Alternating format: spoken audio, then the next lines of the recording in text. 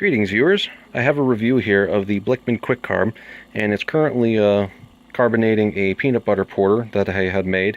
It's about 6% ABV, but I got this for Christmas and waiting to see how well it does. And to start off with, before I even got to this point, and I've also seen this in the reviews, there's a lot of leaking problems with the Blichmann Quick Carb, at least at first.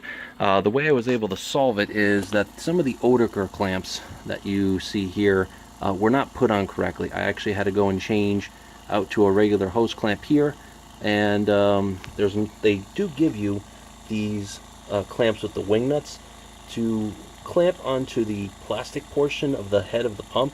You got to be careful. I mean, you could really tighten these things down and it still will leak. So just be aware that I think it's either because of the type of hose, maybe it's not as thick of a hose or something like that, but just be aware that you're probably going to have a little bit of leaks here to start off with.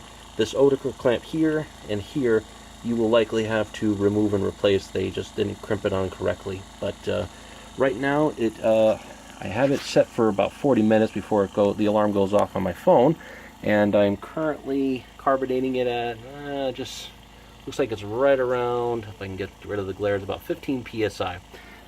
Chilled the beer. It was 41 degrees when I measured it, and by the time it's finished flowing out here, it's about 55 degrees here in the basement. It's actually really nice out, but by the time it keeps flowing in and out, it'll probably be gathering a couple degrees here. So I set it for about 45 degrees estimated and set it to 15 psi just to get it to be about 2.5 volumes of CO2. But other than that, this looks to be a very easy way to carbonate your beer and prevent any kind of overcarbonating. But so what I'm going to do is I'll look at it at 40 minutes and make sure that I don't see any more bubbles once it's reached equilibrium. But hope this helps everyone, and cheers.